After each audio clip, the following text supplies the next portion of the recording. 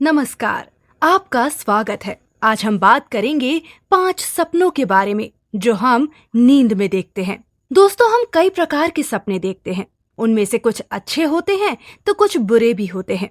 पर क्या आपने कभी सोचा है कि इन सपनों का जिक्र किसी से करना चाहिए या नहीं? शास्त्रों में ऐसे कई सपनों का वर्णन किया गया है जिनका जिक्र हमें भूल से भी दूसरों को नहीं करना चाहिए, क्योंकि कुछ सपने ऐसे होते हैं जो हमारे जीवन में लाभप्रद होते हैं और कुछ ऐसे होते हैं जो हमारे जीवन में काफी भयावह भी होते हैं।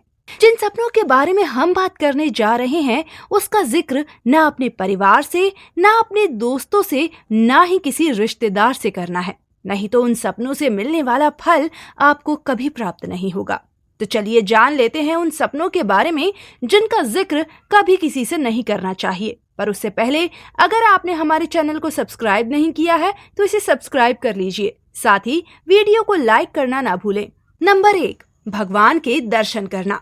अगर किसी व्यक्ति को सपने में ईश्वर का दर्शन हो तो इससे बड़े सौभाग्य की बात और कुछ नहीं हो सकती। इंसान के अंदर जो आत्मा होती है वो परमात्मा का ही एक हिस्सा होता है। आत्मा के रूप में परमात्मा हमारे अंदर निवास करते हैं। इसीलिए जब कभी ईश्वर हमें सपने में दिखाई देते हैं तो इसका मतलब होता है कि ईश्वर हमसे जुड़ने की कोशिश कर रहे हैं। इसका मतलब ये भी हो सकता है कि ईश्वर हमारे सपने में आकर हमें कुछ संदेश देना चाह रहे हों जो केवल हमारे लिए होता है। अगर हम सपने में उनकी पूजा कर रहे होते हैं तो ये हमारे जीवन में खुशियां लाता है, हमारी परेशानियों को दूर करता है, क्योंकि हम सब जानते हैं कि भगवान का दर्शन हमारे जीवन का सबसे अहम भाग है।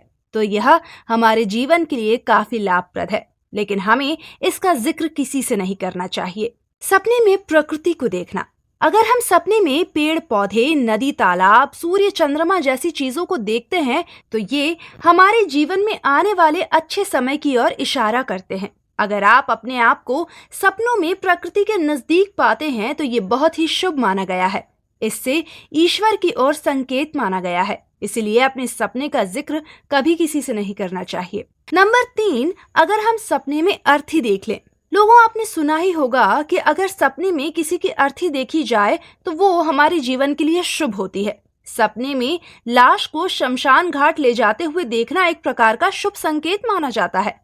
ये सपना इस बात का संकेत देता है कि आगे आने वाले दिनों में आपको बिना परिश्रम के अचानक से बहुत सारा धन मिलने वाला है। सपने में किसी की मौत देखने से हमारे जीवन में काफी परेशानियों का हल निकल सकता है, पर इसका जिक्र किसी से भी ना करें। अगर आप लंबे समय से किसी बीमारी से जूझ रहे हैं, आप सपने में एक मृत आदमी की लाश को देखते हैं, इतना ही नहीं, आप उस मृत आदमी की शव यात्रा में भी शामिल होते हैं, तो इसका मतलब ये है कि आपके जीवन में लंबे समय से चल रही बीमारियां या समस्याएं खत्म होने वाली हैं। नंबर 4, मछली देखना।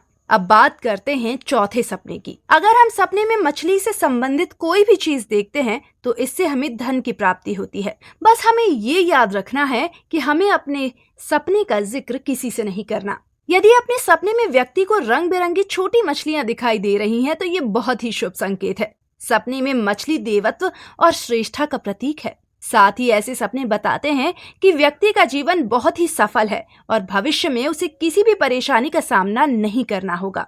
नंबर 5, सपने में सांप का दिखना। अब बात करते हैं 5वें सपने की, जो बहुत ही महत्वपूर्ण है।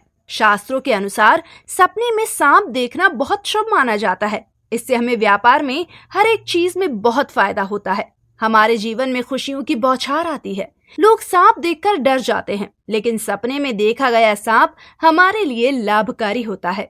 इससे हमारे व्यवसाय में या हम कोई भी कार्य कर रहे हों उसमें हमें सफलता प्राप्त होती है। ये हमें उन्नति की ओर ले जाता है। बस हम इसका जिक्र किसी से ना करें तो हमारे काम में हमें जरूर सफलता मिलेगी। अगर हम अपने सपने में सांप देखते हैं तो सपने में सांप देखने को अलग अलग मायने भी माने जाते हैं। जीवन में जब राहु की आहट होती है तो सपने में सांप दिखाई दे सकता है। इसका अर्थ होता है कि राहु आपको फल देने वाला है।